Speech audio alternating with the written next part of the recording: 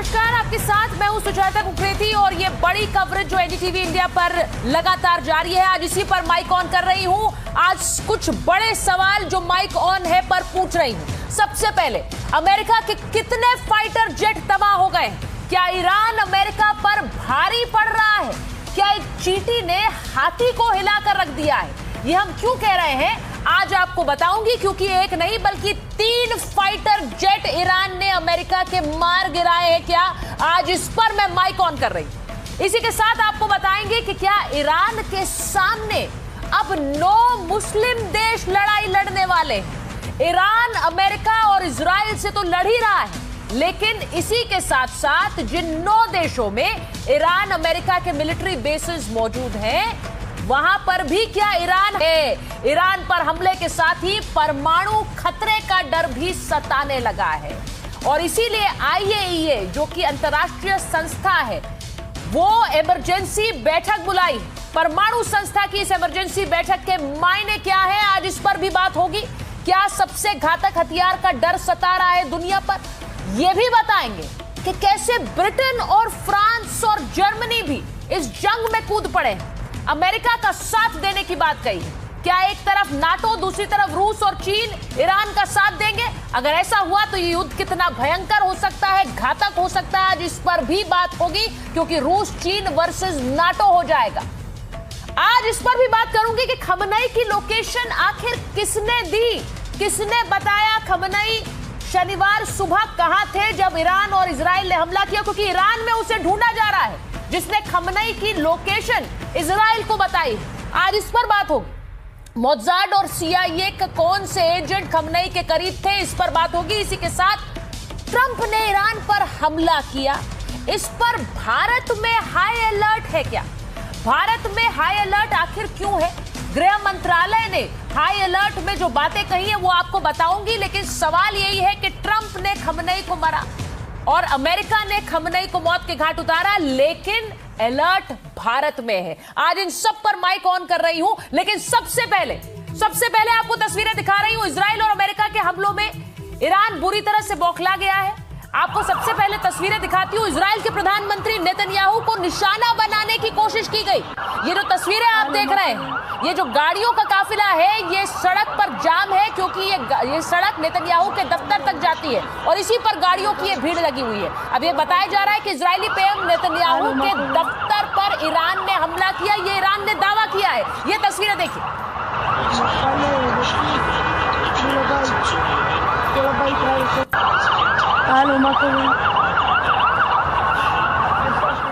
तो ये जो तस्वीरें आपने देखी हैं नेतन्याहू के दफ्तर के बाहर, ये सोशल मीडिया पे तस्वीरें जारी हैं और अब सवाल ये है कि नेतन्याहू के दफ्तर पर जो ईरानी हमले का दावा है वो कितना सही है। ईरान कह रहा है कि हमने नेतन्याहू के हमले को टारगेट किया, हमने नेतन्याहू के दफ्तर को टारगेट किया, नेतन्याहू पर खैबर मिसाइल से हमला किया, ये ईरान का दावा है। इजराइल ने हमले के दावे को सिरे से खारिज कर दिया है। ईरान की मिसाइल अभी तक पहुंची ही नहीं, इजराइल कह रहा है।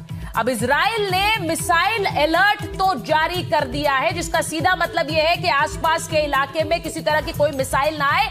इजराइल दावा खारिज कर रहा है, ईरान कह रहा है कि हमने नेतन्याहू को टारगेट किया है और हम आगे भी नेतन्याहू पर अटैक करेंगे। यानी अगला टारगेट ईरान के लिए क्या नेतन्याहू है? सवाल यह है, क्योंकि सिर्फ इजराइल नहीं, सिर्फ नेतन्याहू नहीं, अमेरिका भी ईरान के टारगेट पर है। और आज आपको दिखाऊंगी कि कैसे ईरान ने अमेरिका को हिलाकर रख दिया है। एक तस्वीर आपको दिखाती हूं। नेतन्याहू के दफ्तर पर हमले का दावा। उधर कुवैत में अमेरिका के 3 F-15 फाइटर जेट्स गिरा दिए। ये देखिए जरा, इन पर घात लगाकर निशाना लगाया। ईरान का दावा है कि ये फाइटर जेट्स उसने गिराए। ये देखिए F-15 विमान कैसे हवा में लड़खड़ाता हुआ सीधे नीचे आकर गिरेगा। अमेरिका इससे इनकार कर रहा है, वो इसे फ्रेंडली फाइट का नतीजा बता रहा है। वो कह रहा है ये फ्रेंडली फाइट थी, कुवैत ने गलती से गिरा दिए हैं। लेकिन क्या कुवैत गलती से 3 विमान गिरा देगा? जरा सोचिए इसके बारे में। अमेरिका दावा खारिज कर रहा है, ईरान कह रहा है हमने 3 विमान गिरा दिए हैं। अब अमेरिका जैसी शक्ति के सामने ईरान क्या अपना दम दिखा रहा है। ये तस्वीर देखिए, फाइटर जेट्स गिरा दिए। इसी के साथ साथ एक और तस्वीर आपको दिखाती हूँ, सिर्फ फाइटर जेट के लड़खड़ाकर गिरने की भी तस्वीर है, वो भी जरा दिखाइए। कैसे पतंग की तरह नीचे गिर गया ये फाइटर जेट, ये कुवैत में हुआ है। ये देखिए, अब देखिए कैसे नीचे गिरता है। F-15 को गिराया। दूसरी तस्वीर दिखाते हैं, ईरान ने बहरीन को भी टारगेट किया, वहां पर भी अमेरिका के नेवल बेस मौजूद थे। ये देखिए, बेस पर मिसाइल से हमला किया। ऊंची ऊंची लपटों और धुएं के गुबार से समझ सकते हैं कि हमला कितना बड़ा था। बहरीन में अमेरिका का नेवल बेस है, अब उस पर टारगेट किया ईरान ने और वहां ये धुएं की लपटें नजर आ रही हैं। जरा सोचिए, ईरान अब उस जख्मी शेर की तरह है, जहां जाकर हमला कर रहा है वहां पर गदर मचा रहा है। 4 तस्वीरें आपको दिखाती, अमेरिका को हर मुमकिन जगह पर चोट पहुंचाने की कोशिश हो रही है। बहरीन में लपटों में घिरा अमेरिका का नेवल बेस, कुवैत में तबाह होता अमेरिका का F-15 जेट, कुवैत में ही अमेरिका का मिलिट्री बेस है, वहां पर भी हमला। और अमेरिकी बेस की तस्वीरें गवाही दे रही हैं कि कितना नुकसान पहुंचाया है। बहरीन में देखिए, अमेरिकी बेस पर हमला कर दिया ईरान ने। ये सब कुछ हो रहा है। अब आपको बताती हूँ, ईरान के साथ जंग में अमेरिका को कितना भारी नुकसान पहुंचा है। इसीलिए आज पूछ रही हूँ, क्या हल्के में लिया ईरान को अमेरिका ने? ईरानी एयर डिफेंस हेडक्वार्टर ने बड़ा दावा किया, अमेरिका के 3 लड़ाकू विमानों को हमने मार गिराया, कह रहा है ईरान। ईरान के दावे के बाद कुवैत के रक्षा मंत्रालय का भी बयान आया, कई अमेरिकी फाइटर जेट्स कुवैत में क्रैश हो गए हैं। कुवैत में 2 फाइटर जेट्स गिरने की तस्वीरें भी सामने आ गई। अब यूएस सेंट्रल कमांड ने कहा कि 3 विमान हमारे जरूर गिरे हैं, लेकिन उन्होंने कहा कि कुवैत ने गलती से इन्हें गिरा दिया। अब क्या यह मुमकिन है, कुवैत ने गलती से यह विमान गिरा दिया? ईरान का 27 अमेरिकी बेसिस पर हमले का दावा भी है। अमेरिकी बेस पर ड्रोन मिसाइल से हमला कर रहा है, यह भी ईरान ने कहा है कि हम लगातार ये हमले करेंगे और आगे भी करेंगे, और जब तक इजराइल को पछाड़ते नहीं है, इजराइल को एक भी दिन आराम से बैठने नहीं देंगे। सोचिए, ईरान ये कह रहा है। बड़ी खबर आपको बता देती हूं, इस जंग में अमेरिका का साथ नाटो देश भी देंगे। फ्रांस, ब्रिटेन और इसी के साथ जर्मनी का साझा बयान है। फुल फ्रेम रखिए, फ्रांस, ब्रिटेन और जर्मनी का साझा बयान सामने आया। अपने साझा हितों की रक्षा करेंगे, ईरान के मिसाइल और ड्रोन को भी नष्ट करेंगे। तो अब आप सोचिए, ब्रिटेन, जर्मनी और फ्रांस भी अमेरिका के साथ इस जंग को लड़ेंगे। ये कहा जा रहा है जंग में अब ये देश भी उतरेंगे। ये इस जंग को क्या और घातक बना देगा, सोचिए जरा इसके बारे में।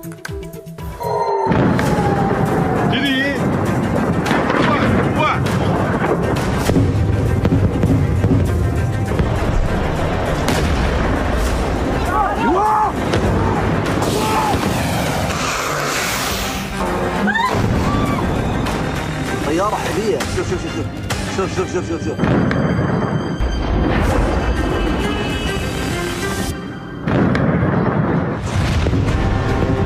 अमेरिका और इजराइल से युद्ध में चोट खाया ईरान जख्मी शेर की तरह दहाड़ रहा है, चुन चुन कर बदला ले रहा है।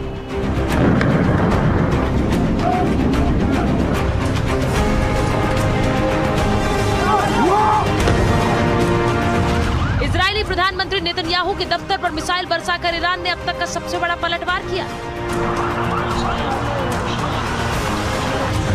इजरायली वायुसेना कमांडर के ठिकाने पर भी ईरान ने बड़ा अटैक किया है।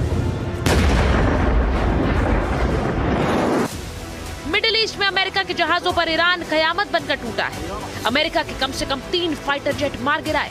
हालांकि अमेरिका इसे फ्रेंडली फाइट का नतीजा बता रहा है।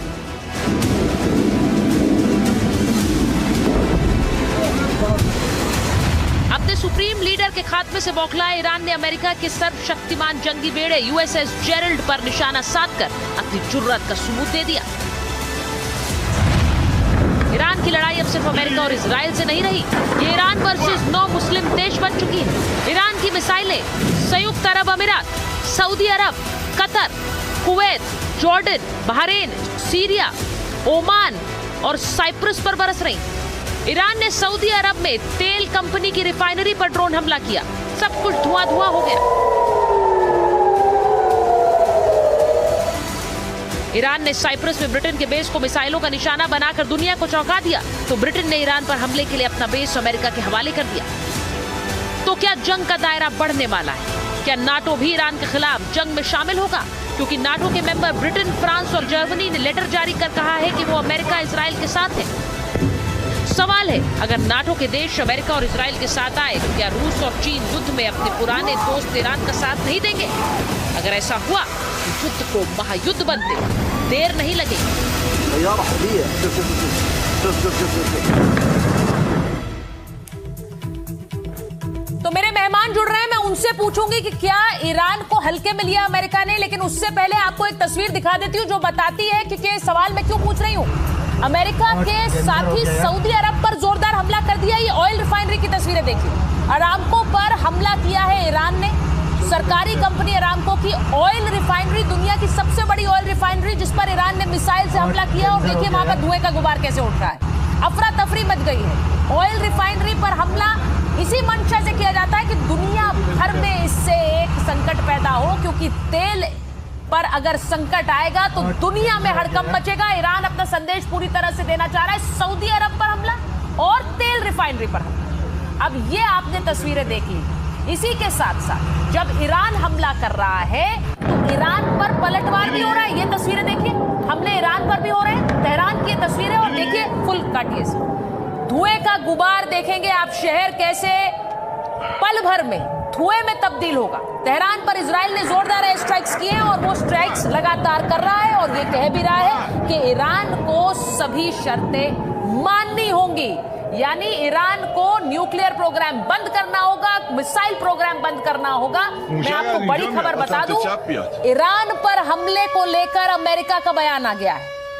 खमनई को गिफ्ट में डेथ फ्रॉम यूएस दिया। ये बहुत बड़ा बयान है, इसे समझिए। खमनई को हमने गिफ्ट में डेथ फ्रॉम यूएस दिया है। खमनई को नहीं मारते तो ईरान एटम बम बनाता रहता। ईरान न्यूक्लियर ब्लैकमेल कर रहा था, ये अमेरिका कह रहा है। ईरान न्यूक्लियर ब्लैकमेल कर रहा था, लेकिन न्यूक्लियर ब्लैकमेल के साथ साथ खतरा परमाणु ही बन गया है।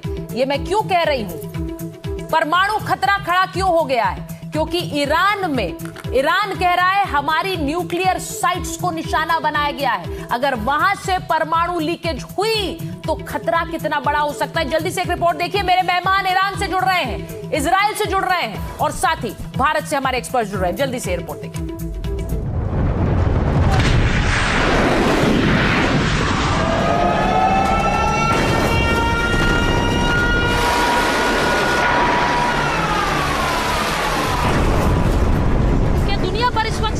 परमाणु खतरा मंडरा रहा है।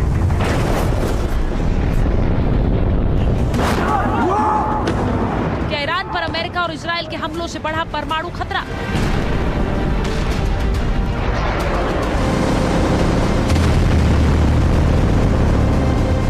ईरान ने लगाया है बड़ा आरोप। कहा इजराइल और अमेरिका ने नतांज की न्यूक्लियर साइट पर बम गिराए।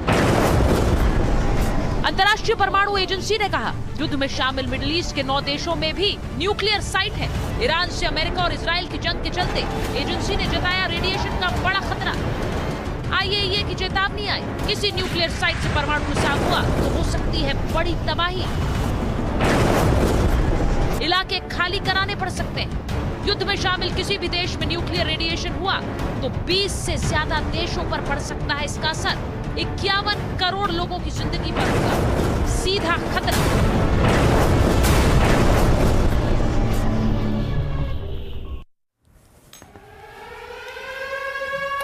और इस बीच में बड़ी खबर आपको बता देती हूं कि खबर हमारे पास आ रही है कि नेतन्याहू ईरानी हमले की तबाही देखने के लिए पहुंचे हैं। बेत शेमेश शहर पहुंचे हैं नेतन्याहू और वहां पर वो देखने पहुंचे हैं कि ईरानी हमले में 9 लोगों की मौत हुई है। वो तस्वीरें भी आ रही, तस्वीरें हैं क्या हमारे पास? ईरानी हमले की तबाही देखने नेतन्याहू पहुंचे हैं। मैं अपने गेस्ट को इंट्रोड्यूस करा देती हूं। मेरे साथ इस वक्त स्टूडियो में एयर कॉमोडोर एएस बहल जुड़ गए हैं। हमारे साथ कर्नल शैलेंद्र सिंह हैं। एम्बेसडर दीपक वोरा को आप देख रहे हैं हमारे स्क्रीन पर, हमारे साथ जुड़े हुए हैं। हमारे साथ रेविटल मोसेज हैं जो कि पत्रकार हैं, ईरान से, हमारे साथ इजराइल से जुड़ी हैं। पूर्णिमा वोरिया सलाहकार हैं यूएस वाणिज्य मंत्रालय में, अमेरिका से जुड़ी हैं हमारे साथ। और साथ ही हमारे साथ इस वक्त जुड़ रहे हैं जमीर जाफरी साहब जो सीधे ईरान से जुड़ रहे हैं हमारे साथ। अल मुस्तफा यूनिवर्सिटी ईरान में पढ़ाते हैं। बहुत स्वागत आप सभी का। मैं तस्वीरें दिखा रही हूं, इसी के साथ साथ सबसे पहले ये सवाल मैं जरा एक बार जमीर जाफरी साहब आपके पास जा रही हूं, इसलिए क्योंकि आप ईरान से जुड़े हैं हमारे साथ। ईरान आज दावा कर रहा है उसने अमेरिकी प्लेन्स गिरा दिए हैं। जाफरी साहब, आपको आवाज आ रही है मेरी? मुझे लग नहीं रहा है जाफरी साहब को हमारी आवाज आ रही है। मैं वापस आऊंगी, लेकिन एम्बेसडर वोरा अपना सर हिला रहे हैं, वो अग्री नहीं कर रहे हैं। Ambassador Vora, you don't think it's possible? America मना कर रहा है, लेकिन 3 विमान गिरे तो हैं। अब वो कह रहे हैं फ्रेंडली फाइट में गिर गए हैं। क्यों फ्रेंडली फाइट कुवैत करेगा अमेरिका से? बहुत बहुत धन्यवाद आपका मैम, बहुत अच्छा लगता है आपके साथ होता हूँ, इतने सारे विशेषज्ञ बैठे। पहली चीज, इसको फ्रेंडली फायर कहते हैं जी। तो क्या होता है कि आपका जो इक्विपमेंट है वहां पे एयर डिफेंस, वो नहीं पहचान पाता, या उसमें टेक्निकल मैल फंक्शन होता है, ह्यूमन मैल फंक्शन होता है, गिरा देता है। मैं आपको याद दिलाता हूँ, और आपके साथ वहर साहब बैठे हैं, आउटस्टैंडिंग फाइटर पायलट, जब ये बालाकोट पे हमने एयर स्ट्राइक किया था, उन्होंने जवाब दिया तो हमारा ही एक हेलीकॉप्टर फ्रेंडली फायर में नीचे गिर गया था। हमारे अपने एयर डिफेंस सिस्टम ने उसको नीचे किया था। तो ये कोई बड़ी बात नहीं है। ईरान के पास अब क्षमता बची नहीं है। कुवैत में जाके क्यों गिराएगा? इजरायली प्लेन्स तो पूरा ईरान के आसमान में मंडरा रहे हैं, वहां पे क्यों नहीं करता? इसमें कोई इसमें सच्चाई नहीं है। वो तो कहे कि गिर गए हैं तो, और फिर कुछ मैल फंक्शन हुआ। ये इक्विपमेंट जिसने, ये एयर डिफेंस सिस्टम जिसने जहाजों को नीचे गिराया, वो भी अमेरिकन था। कुवैत अपना तो कुछ बना नहीं पाता। तो ये हो गया है तो हो गया है। बट फाइनली इसमें बताऊंगा मैं कि जो ईरान इस समय कर रहा है, जो इतने सारे देशों के साथ भिड़ गया, इजराइल और अमेरिका तो मेन दुश्मन है, 9 और उसने दुश्मन अपने साथ जोड़ लिए। मैं समाप्त करता हूं ये कहें कि इसका एंड रिजल्ट क्या होगा जो ईरान कर रहा है। सुन्नी शिया डिवाइड हमेशा के लिए मिडिल ईस्ट में अब और बढ़ती जाएगी। बहुत आप देखेंगे कि अलग हो जाएंगे, और फाइनली ईरान जब कमजोर हो जाएगा, बहुत कमजोर हो चुका और चला है, मानिए कि उसकी ताकत खत्म हो जाती है, या प्रो वेस्टर्न रेजिम आती है, शाह का बेटा आता है, कोई आता है, मैं वहां पर आप एक चीज देखेंगी कि जो चौकीदार, पहरेदार, ठेकेदार पश्चिमी देशों का वहां बैठा हुआ है इजराइल, उसको कोई चुनौती नहीं दे सकेगा। आप ये कह रहे हैं इजराइल को कोई चुनौती नहीं दे सकता है। मैं एक बार जरा वो तस्वीरें भी दिखा रही हूं जो नेवल बेस पर अटैक हुआ है। वो तस्वीर इस वक्त हमारे स्क्रीन पर है। अगर जमीर जाफरी साहब जुड़ गए हैं मेरे साथ, अगर उनको आवाज आ रही है तो मैं उनके पास जाऊंगी। लेकिन रेविटल, अगर आपको मेरी आवाज आ रही है? मोज़ेज़ साहब, जाफरी साहब, आपको आवाज आ रही है मेरी? जाफरी साहब, ईरान दावा कर रहा है उसने अमेरिका के प्लेन गिरा दिए हैं। वो ये दावा कर रहा है हमने नेतन्याहू के दफ्तर पर जाकर हमला किया है, नेतन्याहू हमारा टारगेट है। ये सब खारिज कर रहा है इजराइल और अमेरिका।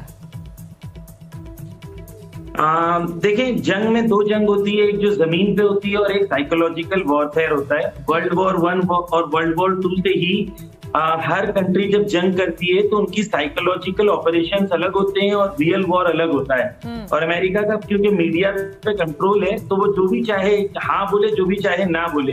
हकीकत ये है कि आज सोशल मीडिया के जमाने में प्लेन गिरते हुए वीडियोस अवेलेबल हैं, पायलट के पकड़े जाते हुए वीडियोस अवेलेबल हैं। तो ईरान ने क्या किया है, मैं सिर्फ एक जुमले में आपको ये कह दूं कि 1941 में अमेरिका पे जापान ने पर्ल हार्बर पे हमला किया था। सिर्फ जापान ने ये जुर्रत की थी, और अमेरिका को इतना गुस्सा आया था कि अमेरिका ने पलट के न्यूक्लियर बॉम्ब का इस्तेमाल किया था। ईरान अकेली वो कंट्री है जिसने वर्ल्ड वॉर 2 के बाद अमेरिका के एयर बेसिस पे हमला किया है। एक हमला नहीं किया है, 9 अलग अलग एयर बेसिस पे हमला किया है।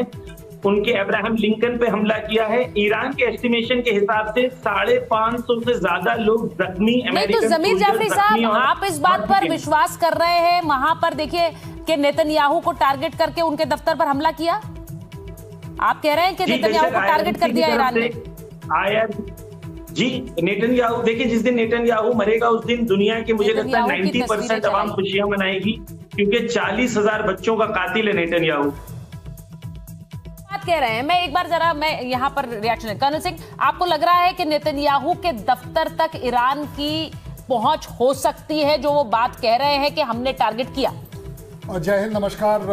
अगर आप टेक्निकल डाटास के ऊपर जाएंगे, टेक्निकलिटीज पे जाएंगे, यस, मैं मान लूंगा कि ईरान के पास काबिलियत है कि इस डिस्टेंस को वो ट्रेवल कर सकता है अपनी मिसाइल ऑब्लिक अपने ड्रोन द्वारा, ये मैं ग्रांट करता हूँ। बट अपने आप में जिस तरीके से समझाया जा रहा है, अब्राहम लिंकन को टारगेट कर लिया आपने, नेतन्याहू के ऑफिस को टारगेट कर लिया, आप टारगेट कर सकते हैं ना। वो वहाँ पहुँचा या नहीं पहुँचा, एक बात। दूसरा, क्या उस एयर डिफेंस का वो शिकार हुआ या नहीं हुआ, ये दूसरी बात। और तीसरी बात जो सबसे बड़ी है, अगर 2 सेकंड के लिए हम मान लें जिस तरीके से बताया जा रहा है कि 3 जहाज ईरान ने गिरा दिए, जनाब मैं गारंटी के साथ बोल रहा हूं, भोंपू लेकर ईरान पूरी दुनिया में शोर मचा रहा होता अगर ये एक्चुअली उनकी काबिलियत होती। जिस तरीके से ये बातचीत चल रही है, जिस तरीके से इसमें बहुत बड़ा क्रेडिट लेते हुए दिख नहीं रहा ईरान, ये अपने आप में दिखाता है। आप कह रहे हैं ये सिर्फ प्रोपेगेंडा का हिस्सा है कि वो बताने की कोशिश कर रहे हैं। ये तो क्रेडिट लेने वाली बात है और आई विल अलाउ देम। एक भी लॉस अगर यूएस का होता है, कोई भी लॉस अगर यूएस का होता है, उसका क्रेडिट ईरान को जाता है, there is a doubt. But अगर उसकी काबिलियत की बात करें, एबिलिटी की, मुझे नहीं लगता आप इब्राहिम लिंकन तक पहुंच पाए होंगे, किसी भी हालत में पहुंच पाए होंगे। आपने अपनी मिसाइल फायर करी उस डायरेक्शन में, 4 मिसाइल आपने फायर करी, क्या पहुंची क्या नहीं पहुंची। एक बार मैं रेविटल से पूछ लूं, कॉमोडोर आपके पास आऊं उससे पहले जरा रेविटल, अगर आप मुझे सुन पा रही हैं, ये जो दावा कर रहा है ईरान के उन्होंने नेतन्याहू को टारगेट किया है, उनके दफ्तर पर हमने बम बरसाए हैं, मिसाइल से हमला किया है, इसको लेकर वहां कुछ चर्चा है या नहीं है? जी, मैं आपको एक सिविलियन पॉइंट ऑफ व्यू से आपको बताती हूँ कि क्या लोग बोल रहे हैं। अगर ईरान ये क्लेम कर रहा है कि ये नेतन्याहू की तरफ हमला है, ये सिर्फ this is not the case. ये हमला है टुवर्ड्स यहूदी कम्युनिटी जो इजरायलीज है उनकी तरफ, एंड ये अभी की बात नहीं है। अगर आप 2023 के बारे में देखें, जब हमास, हिजबुल्ला और हुतीज ने अटैक करा था एक साथ, इनको फंडिंग दी थी इस्लामिक रजीम ने। देखिए मैं आपको एक मिनट रोक रही हूँ रेविटल, क्योंकि बड़ी खबर एक वक्त हमारे पास आ रही है। ईरान से इस वक्त की बड़ी खबर है कि खमनेई की पत्नी का भी निधन हो गया है। हमले में पत्नी भी घायल थी और अब खबर आ रही है कि उनकी भी मौत हो गई है। तो देखिए, इससे पहले ही खबर आई थी कि सुप्रीम लीडर खमनेई की मौत के साथ उनके बेटी, दामाद, उनकी बहू का भी निधन हुआ, पोते का भी निधन हुआ। अब ये खबर आ रही है कि खमनेई की पत्नी का भी मारी गई हैं, वो घायल थी और अब बताया जा रहा है कि उनका भी निधन हो गया है। अब ये मैं रेविटल आपके पास वापस आ रही हूँ, जरा ये खबर बताना इंपॉर्टेंट था, क्योंकि देखिए ये इसको अब ये तस्वीर भी सामने आ गई। ये तस्वीर दिखा रहे हैं आपको, ईरान के सुप्रीम लीडर खमनेई की पत्नी का भी निधन हो गया है, वो भी मारी गई है अब हमले में। अब ये बताइए, देखिए ये बहुत ईरान सीधे कह रहा है। मैं जरा एक बार जमीर जाफरी साहब के पास जा रही हूं। जमीर जाफरी साहब, इसकी पुष्टि हुई है क्या, जो खबर अब हम चला रहे हैं? जी देखें, हाँ देखिए, मैं ये क्लियरली बता दूं कि ये आयतुल्लाह खामेनेई की बीवी को मारना, उनकी बेटी को मारना और छोटे से पोते को मारना, ये दुनिया की औरतें जो हैं, जो बहुत फेमिनिज्म के दावे करती हैं, क्या उनके दिलों को ये ठेस नहीं पहुंचाता कि सिविलियन जगह पर हमला करके किसी के घर पे इस तरीके से मार दिया जाए? क्यों कोई कंडेमनेशन नहीं आता? तो ये जो हमारी बहन थी, पता नहीं इनका नाम क्या है, मैं क्योंकि देख नहीं पा रहा हूँ, तो वो कह रही थी कि यहूदियों के खिलाफ जी। तो ये मैं बता दूं आपको और आपके व्यूअर्स को कि दुनिया में सबसे बड़ी यहूदी कम्युनिटी पूरे वेस्ट एशिया में, मिडिल ईस्ट में, इजराइल के बाद किस देश में आप जानते हैं? ईरान में। ईरान में सिनेगॉग्स हैं, ईरान में मिनिस्टर ऑफ पार्लियामेंट्स हैं, ईरान में जो यहूदी सिनेगॉग्स हैं उनके रिलीजियस प्रीचर्स हैं। तो ये यहूदियों के खिलाफ नहीं है, जालिमों के खिलाफ है, जिन्होंने 40,000 बच्चों को गाजा में मार दिया, उनके खिलाफ है। जो जमीर साहब, जिन महिलाओं ने ईरान में हमेशा मुझे कंप्लीट करने दीजिए। जिन महिलाओं ने ईरान में एक पूरा मोर्चा चलाया था इस सरकार के खिलाफ, उनके लिए भी तो कुछ कहिए। आप कह रहे हैं कि यहाँ पर मारी गई हैं, उन महिलाओं का क्या था? उन्हें भी तो मारा ही गया, वो एक तरह से खत्म हो गई, उनके लिए जिम्मेदार कौन था? जी, आप मुझे कोई यूनाइटेड नेशन का डेटा बता दें, स्टैटिस्टिक्स बता दें, मगर मैं आपको यूनाइटेड नेशन का डेटा और स्टैटिस्टिक्स बताता हूँ कि ईरान में मैं तो महसा अमीनी की बात करूंगी, उनके साथ क्या हुआ था?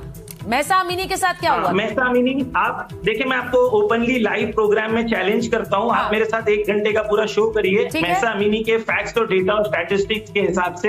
अगर आप करना चाहती हैं तो मैं इंटरेस्टेड हूं, लेकिन वो आज मेरा टॉपिक नहीं है। लेकिन मैं सिर्फ ये जानना चाहता हूं कि ये फेमिनिस्ट की मगरमच्छ के आंसू के आरोप तो लगते आए हैं और ईरान के लोगों ने ही उस रेजिम पर आरोप लगाया। आप एक औरत होते हुए किसी औरत के घर में बॉम्ब गिरने मैं बिल्कुल उसे सही नहीं ठहरा रही, मैं उसे बिल्कुल सही नहीं ठहरा रही हूँ जाफिर साहब, नहीं मैं उसे बिल्कुल, एक मिनट, मैं उसे बिल्कुल सही नहीं ठहरा रही हूँ, मैंने उसे सही नहीं ठहराया, लेकिन मैंने कहा कि ईरान की महिलाओं ने ही ईरान की रेजिम पर सवाल उठाए थे, तो वो सवाल मेरे नहीं थे, वो वहां की महिलाओं के थे, उसे भी याद करिए ना सर। मैं महिलाओं की बात जब मैं करूंगा तो मैं आपको ये कहूंगा कि 11 फरवरी को ईरान में 34 मिलियन से ज्यादा लोग रास्ते पे आए थे, 20 मिलियन से ज्यादा खवातीन रास्ते पे आई थी, विमेंस आई थी। क्या वो औरतें नहीं थी ईरान की?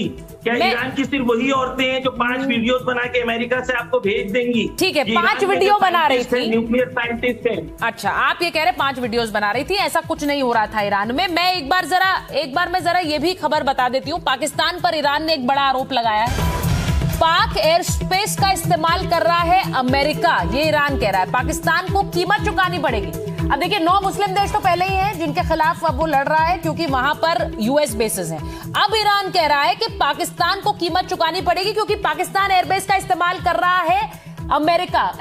इसी वजह से एयर स्पेस जो पाकिस्तान ने है वो बंद कर दी है बाकी सिविलियन यूज और दूसरे यूज के लिए, क्योंकि वो ईरान के अगेंस्ट जो अटैक्स होने वाले हैं या हो चुके हैं या जो इंटेलिजेंस मिशंस फ्लाई करते हैं दूसरे जहाज, वो सारे के सारे अमेरिकन एयरक्राफ्ट जो है वो यहां से भी आ सकते हैं और ये एयर स्पेस का इस्तेमाल कर सकते हैं। लेकिन यहां पे मैं एक और रीजन भी दूंगा, उनका डबल फायदा है। एक तो ये है कि ईरान की मदद के लिए अमेरिकन स्ट्राइक्स को अमेरिका को कर सकता है, लेकिन दूसरी चीज है जो ड्रोन हमले हो रहे हैं अफगानिस्तान से, तो उसके दोनों फायदा हो गए, ताकि वो इजीली आइडेंटिफाई हो जाएंगे कि अब जो भी हवा में है या तो वो फ्रेंडली है जो कि अमेरिकन की स्ट्राइक्स हो सकती हैं या दूसरे इंटेलिजेंस एयर ऑपरेशंस होते हैं, या फिर वो ड्रोन अटैक्स आ रहे हैं अफगानिस्तान से जिसे उसे इंटरसेप्ट करना चाहिए। नहीं, देखिए सबसे बड़ी बात है, अगर आप मुझे 10 सेकंड दे दें, एक रीजन ये भी है कि आप अपना एयर स्पेस क्यों बंद करेंगे? आप इसलिए करेंगे क्योंकि वो एयर स्पेस यूएस इस्तेमाल कर रहा है। आपको मालूम है ईरान ठोकेगा। अब आप नहीं चाहते कि आपके अपने एयरक्राफ्ट या कोई भी एयरक्राफ्ट जो आपकी एयर स्पेस में जाएं वो निशाना बने। और मुझे एक बात बता दूं आपको, आज मैं पहली बार करेक्ट कर रहा हूं सुचरिता जी, 8 कंट्रीज इन्वॉल्व हैं जिनके खिलाफ ईरान लड़ रहा है, 9वां फेल्ड कंट्री है जिसके खिलाफ वो अब लड़ेगा। ये कोई कंट्री है नहीं, ये वो कंट्री है जहां यूएस एम्बेसी काउंसुलेट के ऊपर अटैक हो रहा है एक तरफ से, यहां आप देख रहे हैं एयर स्पेस अवेलेबल किया जा रहा है यूएस को, तीसरी तरफ शहबाज शरीफ बोल रहे हैं ये गैर जरूरी अटैक था यूएस का ईरान के ऊपर। मैं किस दिशा में जाऊं और किस दिशा में पाकिस्तान की इज्जत करूं कि आप कोई एक अच्छी नहीं, ये तो आपने बात सही कही है। ये पाकिस्तान में शहबाज शरीफ कह रहे हैं कि हम उनके साथ हैं। देखिए वहां पे क्योंकि पब्लिक सेंटिमेंट ऐसा है, अमेरिकी एम्बेसीज पर चढ़ गए, ईरान का झंडा लगा दिया। दूसरी तरफ वहां देखिए अपने एयरबेस का इस्तेमाल अगर वो पाकिस्तान अमेरिका को करने दे रहा है तो करने दे रहा होगा, बिल्कुल ईरान कह रहा है ये, और आप कह रहे हैं कि करने दे रहा होगा, इसमें कोई दो राय नहीं है। हो ही नहीं सकती। मैं एक बार जरा ये भी बताऊं कि हमारे साथ रेविटल, मैं आपके पास एक बार आ रही हूं। रेविटल मुझे जरा बताइए, इजराइल में इस हमले के बाद, अच्छा रेविटल हमारे साथ नहीं है, लेकिन मैं जरा एक बार बताना चाह रही हूं, डॉक्टर पूर्णिमा हमारे साथ हैं। डॉक्टर पूर्णिमा, अगर आपको मेरी आवाज आ रही है, डोनाल्ड ट्रंप को इस बार क्या ईरान झटका दे रहा है? क्योंकि जो खबरें आ रही हैं, अब देखिए हमारे एक्सपर्ट्स कुछ और कह रहे हैं यहाँ पर, वो उन्होंने भी कहा ये फ्रेंडली फायर थी, लेकिन क्या ईरान ने अमेरिका के साथ साथ बाकी जगह, बाकी 9 देश जो है मिडिल ईस्ट के, वहां टारगेट करके कम से कम अमेरिका को हिलाकर रखा है, या आप नहीं मानती ऐसा है? देखिए, मैं नहीं मानती कि ईरान में इतनी क्षमता है कि वो अमेरिका को हिला दे। ये प्रेसिडेंट का एक मास्टर स्ट्रोक था, प्रेसिडेंट ट्रंप का, क्योंकि एनर्जी से सारा रिलेटेड है। हाँ।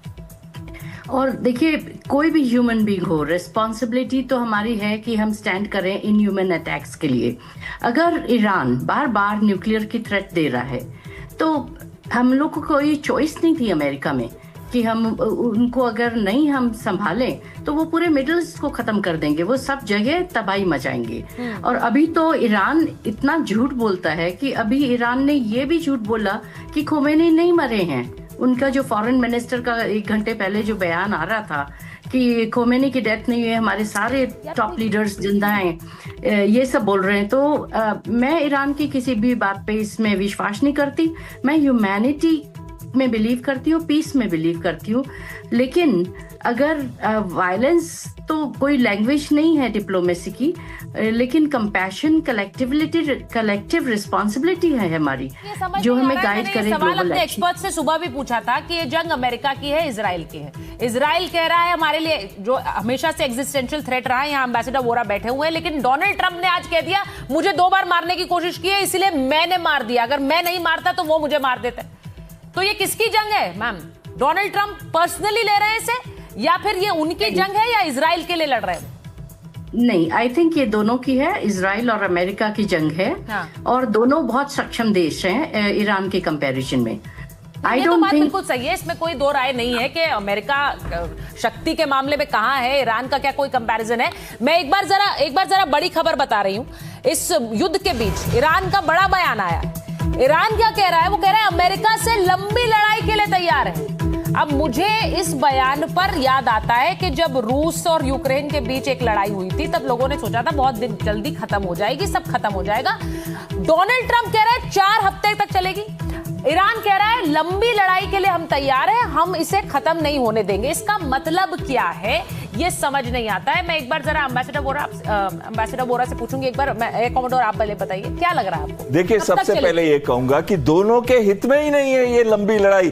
चाहे वो कहे 4 वीक्स या वो कहे कि शुरू अमेरिका ने की और खत्म हम करेंगे। हाँ। कहेंगे तो यही दोनों साइड साइकोलॉजिकल प्रेशर बनाने के लिए एक दूसरे के ऊपर, लेकिन इंटरनेशनल प्रेशर इतना बढ़ जाएगा क्योंकि पूरे विश्व की इकोनॉमी इस समय हिट हो गई है। सबसे बड़ी बात है अरामको का जो रिफाइनरी है, 5.5 लाख बैरल्स पर डे वहां पे ऑयल बनता है। हाँ। उसको आज हिट किया गया, हाइफा रिफाइनरी को भी हिट किया गया। लेकिन ये क्यों किया गया? ये प्रिंस सुल्तान को ये मैसेज देना था कि आपने मिलकर ट्रंप के साथ हमारे देश पे अटैक करवाया, हमारे खमैनी को मरवाया। तो ये एक उसको भी पनिशमेंट थी, बताना भी था, उसको मैसेज भी देना था, साथ में पूरे एनर्जी सिचुएशन में आग लगानी थी। और उसकी तस्वीरें चलाइए। और उसकी वजह से आज जो प्राइसेस वैसे ही 7 से 8% ऊपर जा चुकी हैं और बढ़ती जाएंगी, और ये प्रेशर इंटरनेशनल आएगा अमेरिका और इजराइल के ऊपर कि अब इस युद्ध को बंद करिए। आप जो बात कह रहे हैं कि ये प्रेशर आएगा कि इस युद्ध को बंद करिए, क्योंकि सऊदी अरब के तेल रिजर्व्स को अगर टारगेट करना शुरू करेगा ईरान, ये ईरान बड़ा स्ट्रैटेजिकली कर रहा है, वो इन पर इसीलिए ये अटैक कर रहा है क्योंकि इससे दबाव बनेगा। एम्बेसडर वोरा, क्या ये दबाव बनेगा? क्योंकि हमें पता है वो तेल रिजर्व से सऊदी अरब के लिए नहीं है, पूरी दुनिया में वहां से तेल जाता है।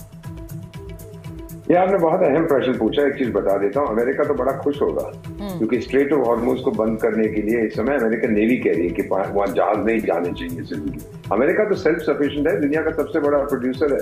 कल तेल की कीमत $500 हो जाती है पर बैरल, अमेरिका तो भागना करेगा तो ज्यादा पैसे मिलेंगे।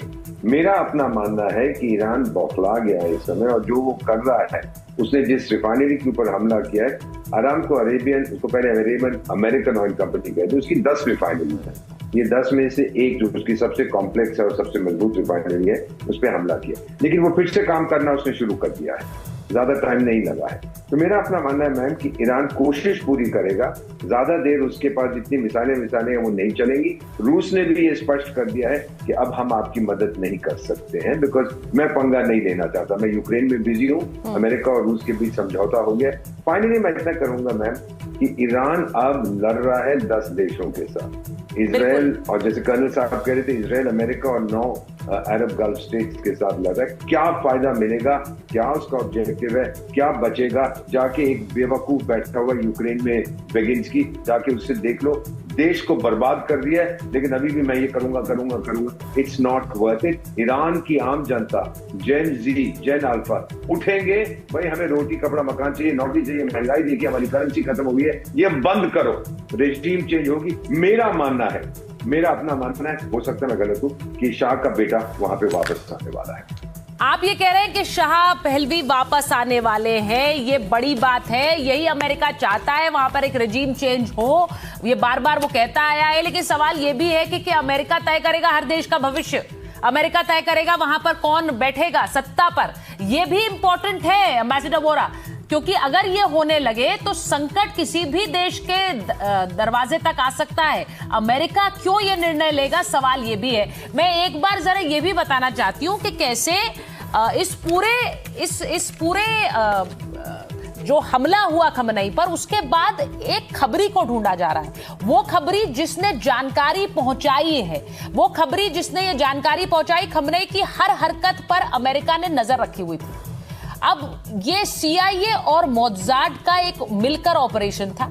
खमनई कहां रहते हैं, किन लोगों से मिलते हैं, खतरे में कहां छिप सकते हैं, इसकी जानकारी जुटाई गई थी। अब खबरी नेटवर्क से खमनई की बैठक की भी खबर पता चली, बंकर में वो रह रहे हैं ये भी पता चला, खमनई बंकर से बाहर आए इसकी जानकारी जुटाई गई, और खमनई के करीबी समूह में जो मोसाद के एजेंट्स हैं, क्या उन्होंने इन्फिल्ट्रेट कर लिया, हर हरकत पर एक तरह से नजर रखी हुई थी। CIA और मोसाद से ने मिलकर यह काम किया। अब ईरान में उन लोगों को ढूंढा जा रहा है जिन्होंने ये जानकारी पहुंचाई होगी कि खमनई कब बंकर से बाहर आएंगे, कब उनको टारगेट किया जा सकता है। देखिए, ये ऐसी एजेंसीज हैं जो जिस तरह से काम करती हैं। एम्बेसडर वोरा यहाँ बैठे हैं, वो तो बेहतर बता सकते हैं, लेकिन कॉमोडोर बताइए जरा, ये एक इतना क्लोजली इन्फिल्ट्रेट कर लेना, वो खबरी जो कि इतना पास पहुंच गया, वहां ढूंढ रहे हैं कि कौन है वो। सबसे बड़ी बात आती है कि इतने बड़े इंटेलिजेंस ऑपरेशन करने के लिए पैसा चाहिए होता है, बजट चाहिए होता है। आपको मैं एक छोटा सा एग्जांपल देता हूं। मोसाद का बजट ऑफिशियली $3 बिलियन है, लेकिन अनऑफिशियली $10 बिलियन है। यानी कि जितना पाकिस्तान का पूरा डिफेंस बजट नहीं है, $9 बिलियन, उससे ज्यादा मोसाद के ऊपर खर्चा होता है हर साल। आपको 1972 का म्यूनिक ओलंपिक्स के बारे में तो पता ही होगा, और आपको यह भी पता होगा कि किस तरीके से वो इन्फिल्ट्रेट करते हैं। और यहां पे तो यहूदी भी बहुत भारी संख्या में, कहते हैं 20 से 25 हजार के करीब यहूदी ईरान के अंदर मिनिमम रहते हैं। और अमेरिका जो CIA ने भी इसमें मदद की है, और CIA जब मदद करता है वहां पे भी $100 बिलियन प्लस बजट जो है वो CIA, मिलिट्री इंटेलिजेंस और साथ में नेशनल इंटेलिजेंस पे आता है। और ये नेटवर्क इतना इन्फिल्ट्रेट पेशेंटली करता है। और ये अटैक जो होना था, वो अटैक इवनिंग का प्लान किया गया था, मॉर्निंग का नहीं था। लेकिन जैसे ही इनपुट्स मिले कि ये इंपॉर्टेंट मीटिंग ऑफिशियल्स के साथ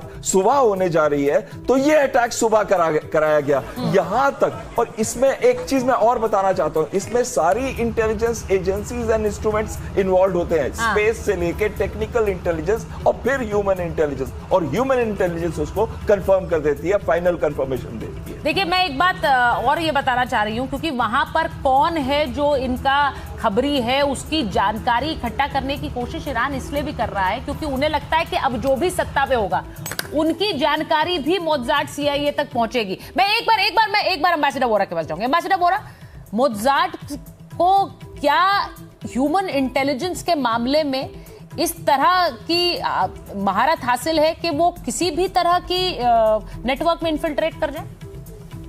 क्योंकि इजराइल अगर आज तक जिंदा है वो अपनी इंटेलिजेंस एजेंसीज के कारण है। पर दुनिया में सबसे ज्यादा टारगेटेड असैसिनेशन इजराइल ने किया है। वो जो चाहते हैं ईरान के कितने न्यूक्लियर साइंटिस्ट को मार। मेरी आपसे राय है, एक किताब पढ़िएगा, मेरे मित्र रोनन बर्गमैन ने लिखी है, राइज एंड किल फर्स्ट। उठिए और पहले मारिए। ये किताब लिखी है मोसाद के बारे में, किस तरह से वो घर में घुस के ईरानियन न्यूक्लियर साइंटिस्ट को मारते हैं, ईरानियन जनरल्स को मारते हैं। ये उनकी सर्वाइवल के लिए बहुत जरूरी है, और वो उसमें माहिर हैं। और मैं आपसे गर्व के साथ कहता हूं, हमारी अपनी एजेंसी भी अब बहुत माहिर हो गई है इस काम में। मैं एक बार जरा ये भी बताना चाहती हूं कि जो हो रहा है उसके बाद प्रधानमंत्री नरेंद्र मोदी ने सऊदी क्राउन प्रिंस से भी बात की है। यह बड़ी खबर है कि मोहम्मद बिन सलमान से प्रधानमंत्री नरेंद्र मोदी ने बात की है। और यह जानकारी इसलिए बताना जरूरी है क्योंकि भारत में जो भारतीय वहां रह रहे हैं उनकी भी सिक्योरिटी को इंश्योर करना है। बहरीन के किंग से भी प्रधानमंत्री नरेंद्र मोदी ने बात की है। दोनों ही जगह हमले किए हैं ईरान ने। सऊदी अरब ने भी हमला किया है और इसी के साथ बहरीन में भी अटैक किया है। तो प्रधानमंत्री नरेंद्र मोदी ने दोनों ही देशों में बात की है और भारतीयों की सुरक्षा के लिए ये इंपॉर्टेंट है। इसी के साथ मैं आपको बताऊं दैट NDTV इंडिया पर नेतन्याहू का पहला बयान आ रहा है। NDTV से बात की है बेंजामिन नेतन्याहू ने। ये बड़ी खबर आपको बता रही हूं। पीएम मोदी ने कल फोन पर बात की थी और अब बेंजामिन नेतन्याहू का पहला बयान आ रहा है। समर्थन के लिए पीएम मोदी का धन्यवाद दिया है एनडीटीवी पर। Yes, I spoke. How was the meeting, sir? I spoke to our great friend, Prime Minister Narendra Modi. Spoke to him at length yesterday. Thanked him for his standing with Israel, standing for the truth, and for the enormous friendship of the people of India. They are much admired and loved in Israel, and I won't get into the details of the conversation, but I've spoken to him and I've spoken to many other leaders in the region and beyond. Thank you. तो आपने सुना